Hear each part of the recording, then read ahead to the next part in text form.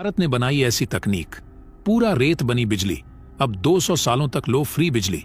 अरब देशों के उड़े होश, अमेरिका भी भारत के सामने हुआ नतमस्तक। दोस्तों, भारत एनर्जी सेक्टर में ऐसी ऐसी तकनीक विकसित कर रहा है जो पूरी दुनिया में कहीं भी नहीं बनी हुई है।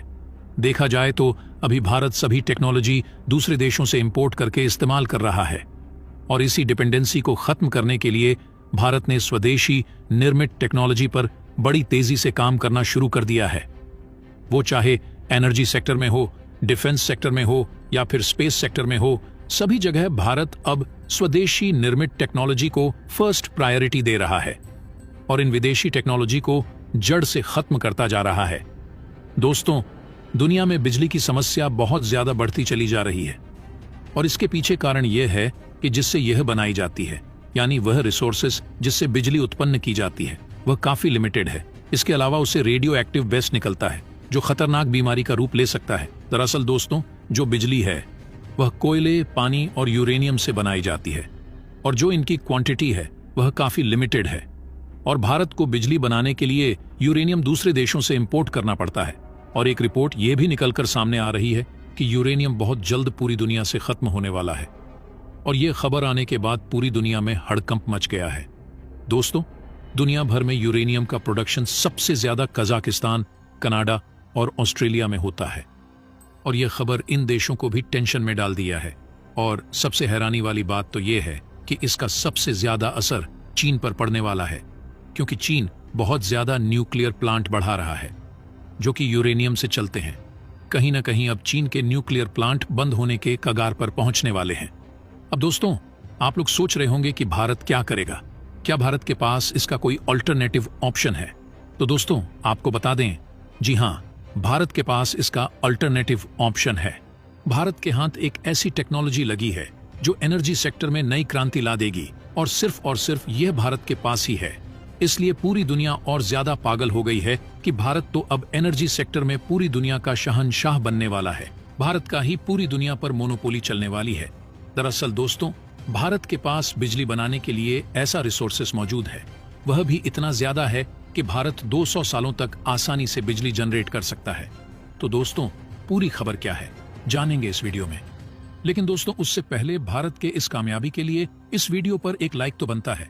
फटाफट वीडियो को लाइक कर दीजिए। दोस्तों, क्या आपको पता है कि भारत दुनिया का इकलौता देश है जिसके पास दुनिया में सबसे ज्यादा और सबसे बड़े थोरियम के रिजर्व पाए जाते हैं? आंकड़ों के मुताबिक भारत के पास करीब 5 लाख से 8 लाख टन थोरियम मेटल्स मौजूद है और यह रेत में पाई जाती है। भारत के समुद्री तटों पर इसकी क्वांटिटी सबसे ज्यादा है, जो कि पूरी दुनिया में पाए जाने वाले थोरियम की तुलना में करीब 70% है। बाकी 30% में से 10% चीन के पास है और 20% दुनिया भर की अदर कंट्रीज के पास है, जहां थोरियम भी यूरेनियम की तरह ही एक रेडियो एक्टिव मेटल है। लेकिन इसके बावजूद भी भारत इसका इस्तेमाल इलेक्ट्रिसिटी यानी कि बिजली उत्पादन में क्यों नहीं कर पा रहा, जिसके कारण भारत में मौजूदा वक्त में जितने भी न्यूक्लियर पावर प्लांट हैं उनके लिए फ्यूल यानी कि यूरेनियम को इंपोर्ट कराने के लिए भारत को हर साल करीब 618 करोड़ रुपए खर्च करने पड़ते हैं।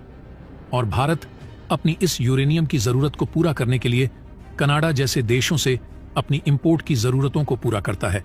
लेकिन अब वो दिन दूर नहीं है कि भारत थोरियम का इस्तेमाल करते हुए इलेक्ट्रिसिटी जनरेट करेगा और भारत के पास इतनी ज्यादा मात्रा में थोरियम मौजूद है जिससे हम 1-2 साल नहीं बल्कि अगले कई दशकों तक बिजली का उत्पादन कर सकते हैं। बिना किसी देश से न्यूक्लियर मेटल्स को इंपोर्ट कराए हुए भविष्य में थोरियम से किस तरीके से बिजली का उत्पादन किया जाएगा और भारत इसके लिए लंबे वक्त से किस टेक्नोलॉजी पर रिसर्च कर रहा है, क्या वह टेक्नोलॉजी सफलतापूर्वक बन चुकी है? तो दोस्तों, सारा टॉपिक इस वीडियो में हम कवर करने वाले हैं, इसलिए वीडियो को ध्यान से जरूर देखिएगा। दोस्तों, प्राकृतिक रूप से पाए जाने वाला ये रेडियो एक्टिव मेटल भारत के लिए कितना ज्यादा जरूरी है, ये आप सोच भी नहीं सकते। वहीं कई रिपोर्ट्स तो यह भी दावा करती हैं कि भारत के पास इतनी बड़ी मात्रा में थोरियम होने की वजह से कई देश नहीं चाहते हैं कि भारत इस टेक्नोलॉजी को डेवलप करे और भारत उन देशों से जो करोड़ों रुपए में यूरेनियम खरीद रहा है, भारत को वह अपने हिसाब से बेचते रहें। दोस्तों, यदि थोरियम के इतिहास की बात की जाए तो 1950 में ही भारत को पता चल जाता है कि भारत के पास बड़ी मात्रा में थोरियम के रिजर्व मौजूद हैं।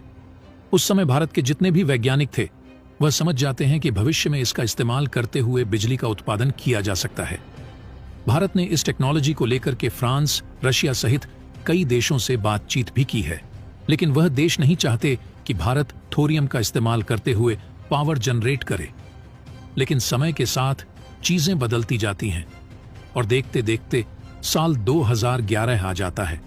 भारत साल 2011 में डिसाइड करता है कि अब भारत के अंदर एक ऐसे प्रोटोटाइप रिएक्टर को तैयार किया जाएगा जिस पर हम पूरी तरीके से रिसर्च कर सकें और यह डिक्लेयर किया जा सके कि इसका इस्तेमाल करते हुए हम पावर जनरेट करने वाले हैं। और यह प्रोजेक्ट तो कोविड के दौरान यानी साल 2019-20 में कंप्लीट होना था, लेकिन विश्व भर में आई महामारी के कारण इस प्रोजेक्ट को कुछ दिनों के लिए ठंडे बस्ते में डालना पड़ा। बताया जा रहा है कि 2025 तक भारत में यह प्रोजेक्ट बन करके तैयार होगा। ऐसा भी नहीं है कि इस प्रोजेक्ट पर काम शुरू नहीं किया गया है। ग्राउंड पर कई प्रकार की मशीनों को इंस्टॉल किया जा चुका है। करीब 500 मेगावाट की क्षमता के साथ इस रिएक्टर को तैयार किया जा रहा है, जो कि तमिलनाडु के कलपक्कम में स्थित है, जिसे स्वदेशी फास्ट ब्रीडर रिएक्टर नाम दिया गया है। और अब बात करते हैं कि थोरियम से पावर जनरेशन का इस्तेमाल किस तरीके से भविष्य में गेम चेंजर हो सकता है। तो दोस्तों, जिस पावर प्लांट में इलेक्ट्रिसिटी जनरेशन के लिए यूरेनियम जैसे रेडियो एक्टिव एलिमेंट का इस्तेमाल किया जाता है, वहां से निकलने वाले वाटर वेस्ट को विदाउट ट्रीटमेंट रिलीज नहीं किया जा सकता। कई देशों ने यहां तक कि कई बार उस पानी को कई सालों तक होल्ड करके रखना पड़ता है। हाल ही में आपको याद होगा, जापान की तरफ से काफी बड़े अमाउंट में न्यूक्लियर वाटर को रिलीज किया गया है, जिसके बाद पूरे देश के अंदर विरोध शुरू हो गया कि ये रेडियो एक्टिव, जिसके कारण आसपास पाई जाने वाली मछलियों में रेडियो एक्टिव एलिमेंट पहुंचकर के लोगों के पेट में जाएगा और रेडिएशन की वजह से उनको कैंसर हो सकता है। लेकिन उसके बाद वहां के प्रधानमंत्री को खुद सामने आकर के वहां की फिश निकाल करके खानी पड़ती है, जिससे यह साबित किया जा सके है कि यह पूरी तरीके से सेफ है। लेकिन थोरियम के केस में ऐसा नहीं है। थोरियम में कुछ नई और एडवांस टेक्नोलॉजी की जरूरत पड़ती है, लेकिन थोरियम के इस्तेमाल से यूरेनियम की तुलना में बहुत ही कम मात्रा में रेडिएशन क्रिएट होता है, जिससे आसानी से ट्रीट किया जा सकता है। और यही इस टेक्नोलॉजी की सबसे बड़ी खासियत मानी जाती है।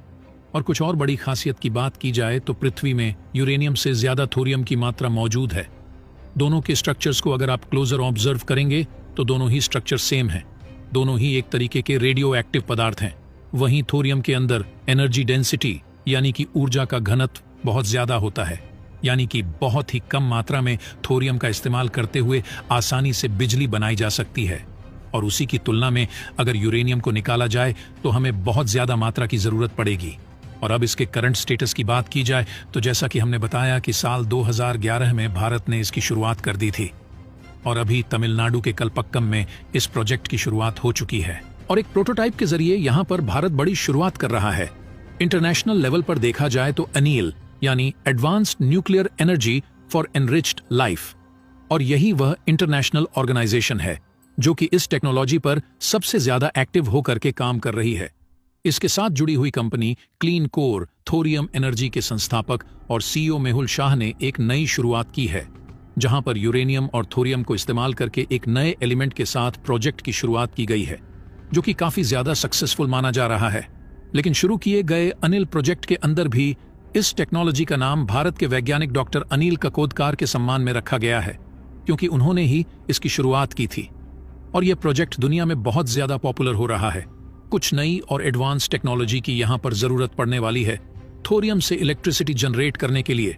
लेकिन अगर ये टेक्नोलॉजी सक्सेसफुल हो जाती है तो भारत अगले 200 से 300 सालों तक इलेक्ट्रिसिटी आसानी से जनरेट कर सकता है, बिना किसी देश से यूरेनियम या फिर कोई अदर न्यूक्लियर फ्यूल इंपोर्ट कराए हुए। लेकिन क्या आप जानना चाहते हैं कि भारत अपने आजादी के वक्त से अभी तक एनएसजी यानी कि न्यूक्लियर सप्लायर ग्रुप का हिस्सा बनने के लिए पूरी तरीके से बेताब है। लेकिन दुनिया के कई देश नहीं चाहते हैं कि भारत इसका हिस्सा बने, जिसके कारण दुनिया से अनाप शनाप दामों पर यूरेनियम जैसे न्यूक्लियर फ्यूल खरीदने पड़ते हैं। लेकिन अब भारत इन देशों के मुंह पर तगड़ा तमाचा मारने वाला है। अब भारत एनर्जी सेक्टर का शहंशाह बनने वाला है। अब भारत बिजली प्रोड्यूस ही नहीं करेगा, बल्कि पूरी दुनिया में बिजली सप्लायर भी बनेगा। इससे भारत की अर्थव्यवस्था बहुत ज्यादा मजबूत होने वाली है।